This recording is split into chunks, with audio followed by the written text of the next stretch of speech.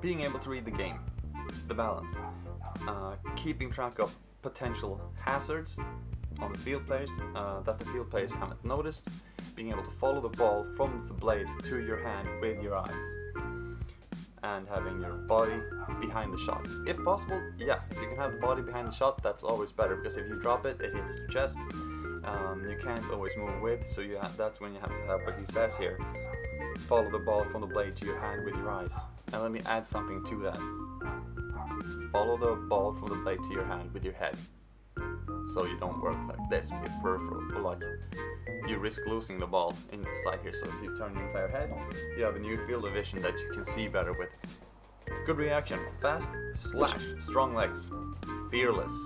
Okay, here we go, fearless.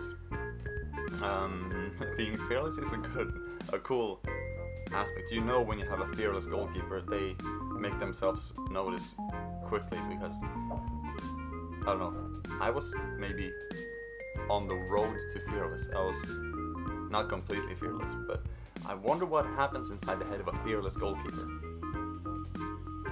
If there's less thought to what's happening or more thought to what's happening. I don't know. You need to have good attitude towards opponents, against referees and your own team. Nice. When it comes to the game itself, you have to have the right mental ability to be able to dare to face your opponent when you have to, but then also be able to wait until just wait for the player to make their move until there's a situation. Let the player take their decision first, and then you act on that decision. So just play it cool. Like one of my former bosses used to say, have some ice in your drink. A little reflexes is never wrong, so this person is presumably from Gothenburg. Lite reflex är väl aldrig fel. Because they say that a lot. Sorry for butchering Gothenburg's accent here as well. You also have to be willing to put the time into practice and to take in what others are saying. Dare to take your own path slightly, that's what it says, slightly. So go your own path slightly, but also listen to what others are saying. Find a comfort in what you're doing and stick to it. And then you also have to be good at shaking off when you give up a goal. Shake it off, just leave it behind you.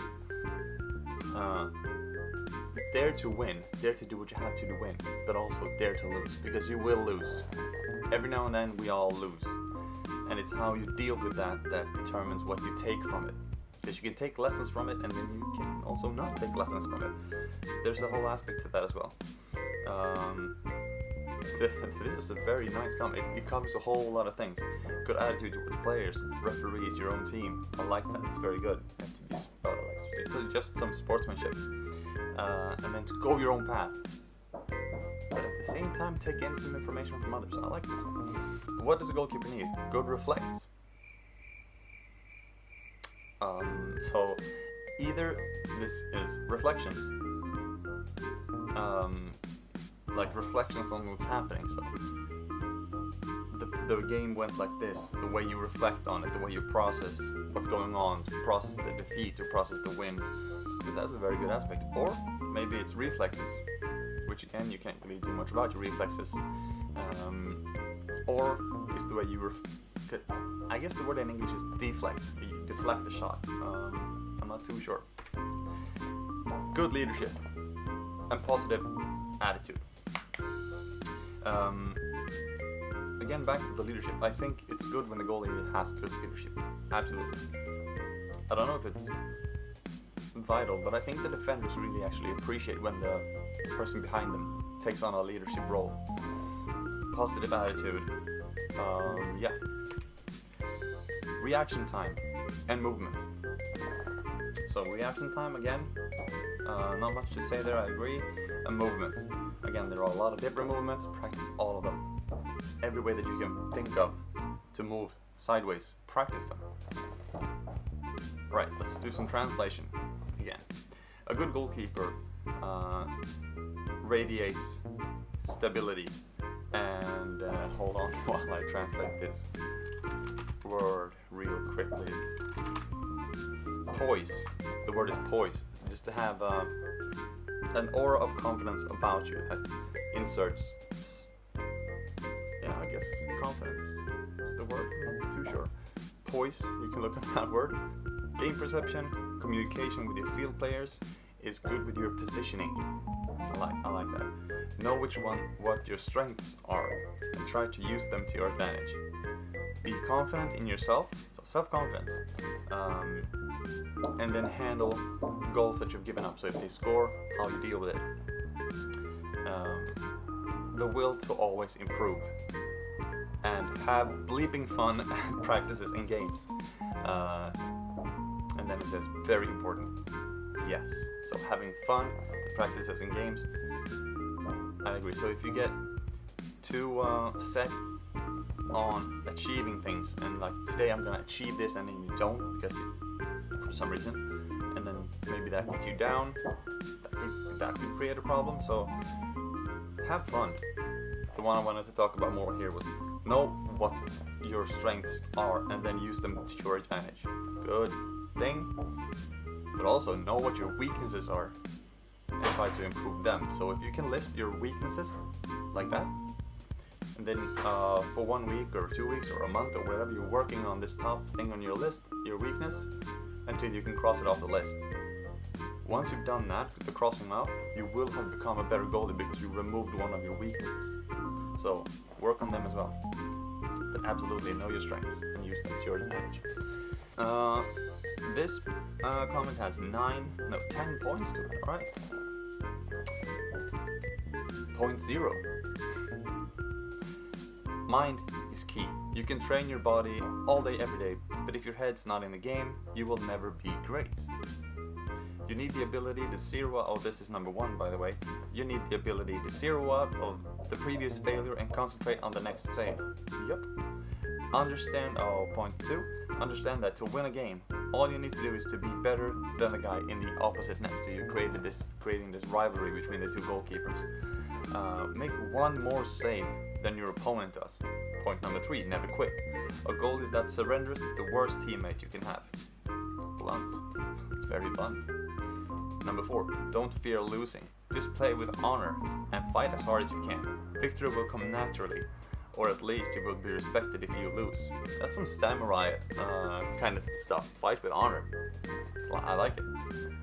5, never whine to your teammates and never complain to your teammates, even when they suck and you rule. Keep your mouth shut if you don't have anything nice to say. Number 6, during a game you should keep advice to a minimum. 1 to 2 pointers to the defense per period is enough. Don't tell them how to play unless you want advice yourself. Good, you do unto others as you would have them do unto you. Don't be afraid. Sorry, the camera records only 20 minutes at a time, and I went over that limit, so there's a cut here. Sorry. Number 7. Don't be afraid to show it when you're playing with high self-confidence. Your team will be pumped when they see you make a solid save and then show them the ball you just caught. So you're basically showing off a little showmanship. Number 8, respect the result. If you lose, respect the winner. If you win, respect the loser. Never disrespect. Yes, good. Never disrespect. Disrespect sucks. Number 9, reflect on your previous game. Remember your good saves and also your failures. Think how to be better next time. So again, work with how you deal with what's happening to you. Number 10, be proud. Everyone loves a goalie. Unless you're an asshole. What do you think makes a goalkeeper good? Faith. I'm not sure what that faith is to be placed in. Faith, sure. Alright, let's keep translating. I firmly believe that you as a goalkeeper has to have a coach that sees you, that helps you and pushes you. That you as a goalie get enough training with focus on only you as a goalie. That you get to feel important and that you're not just sitting in the net as some sort of ball stopper. If you feel you're valuable, the joy will come and you will then have all the possibilities in the world to become a great keeper. So this person takes on the aspect of the coach. How does the coach deal with a goalkeeper? And I'm sure we've all experienced the opposite of what this person is saying, that you actually get to go to practice and just sit there as some sort of ball stopper. We've all tried it. That you get insufficient or none or no feedback from your staff. That none of the drills are made for you to improve, and we all know what makes a difference, whether you feel valuable or not. The drills. So there's another aspect here. So you have to. I tried when I was a head coach and a goalie coach at the same time. I tried to incorporate the goalie training, and mind you, I didn't have an assistant coach either. Being a head coach and a goalie coach at the same time doesn't really work. You have to take the entire team into account. So you have 20-ish players, and you have 2 goalkeepers or 3 maybe. And as a single coach, when you have to see all these people at the same time, it's hard to devote something to just one person. So this is where we need to have more coaches. You need to have one coach at least on your staff that's devoted to you. And even if you don't have a goalie coach, if you have an assistant coach, one of your assistant coaches has to have in their job description some responsibility for the goalkeeper. One of your coaches has to have a bit more responsibility for them. As a short keeper, so this is interesting because I'm a tall keeper, I'm 197, so this I would like to read. As a short keeper, being able to identify players' tendencies to pass or shoot, reading plays and placing players and yourself in the best position for shots. That was kind of a reading plays and placing players. Your players are your chess pieces. Okay. Communication is vital. A short memory. Okay, so you have to have a short memory. Don't dwell on the goals that got past you, other than to come up with a plan of attack or what could be tweaked or possibly prevent the same thing happening. Get into heads of your opponents, put them off, but most of all, have fun. It's a healthy mix of stuff here. Your defenders as chess pieces, yeah, I mean, I see the point. Like, you have to actually, like, the defender could be off, and you could, by playing chess, you could be placing your defenders in the right place if they're off. Actually, that's good. You have to have a short memory. As a short keeper, you have to have a short memory. That's kind of fun, actually. What do you need as a goalkeeper? Attitude and will. What do you need as a goalkeeper? Game perception. What do you need as a goalkeeper? Reaction. Great positioning, good reflexes, and the ability to move fast.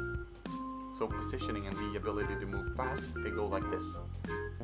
Because if you're not good at moving quickly enough, then it's going to be hard to get to where you need to be and position yourself in time. And if you don't have time to move, you're going to jump or dive or lie down.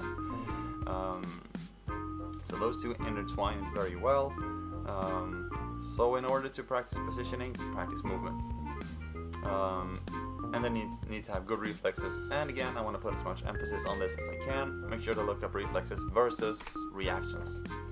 The ability to read the game and move to the most strategic place, aka take the right position. Yeah, so game perception combined with positioning.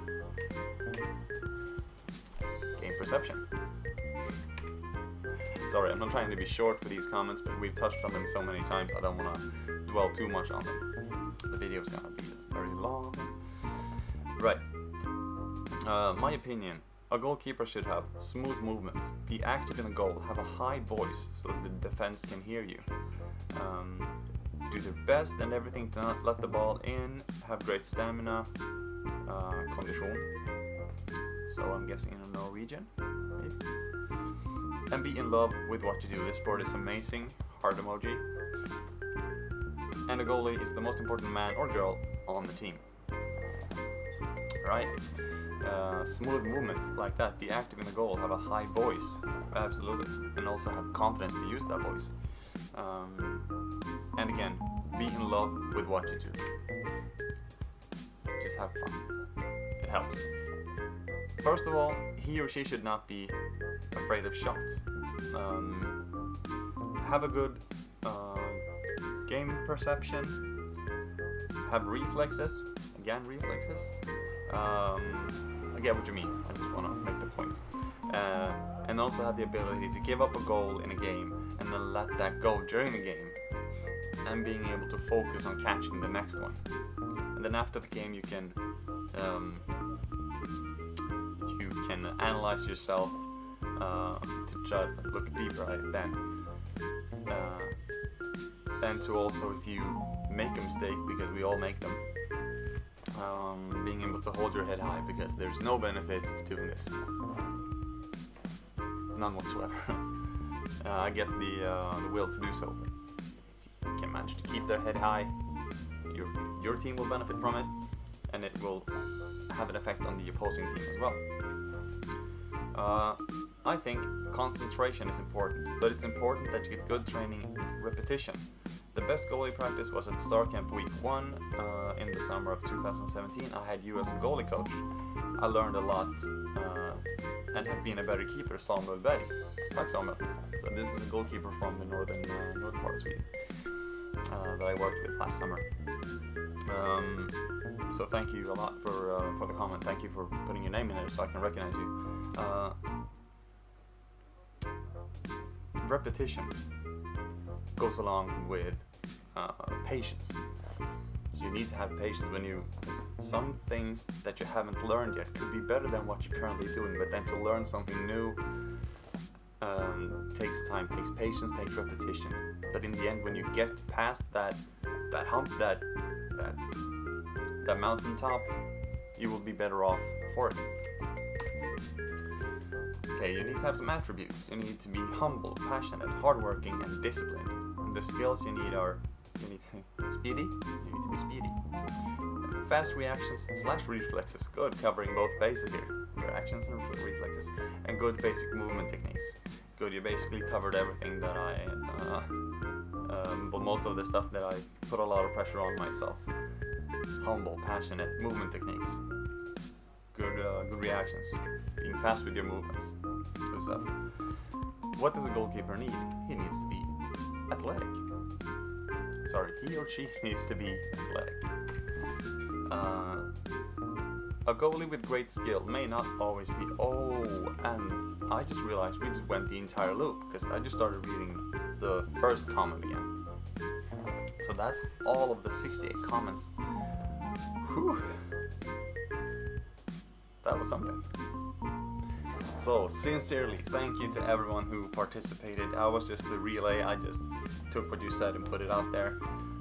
And I'm so thankful for everyone who takes part in anything that I do, anything that I post, that you comment or like or anything. I really, really appreciate it, because this is what allows me to follow my passion, that you're actually engaged in it. And that you take the time to put down your thoughts to get them out there for others to take part of, to help them develop. I really appreciate it. This has been a lot of fun this week. Again, my first home video. I've done a lot of Instagram live stories and stuff, but this feels a whole lot more often, because now I actually get to edit myself, make videos with it. So just thank you so much. Hopefully and very likely there will be more projects, so keep up to date on that. And please let me know what you think of the video. If there's anything I said that you want to question, so please do. I love being questioned, because that means we can discuss things. So just put your thoughts in the comments below, and hopefully I will see you in the next video. Thank you so much, and yeah, that's it. Take care, everyone.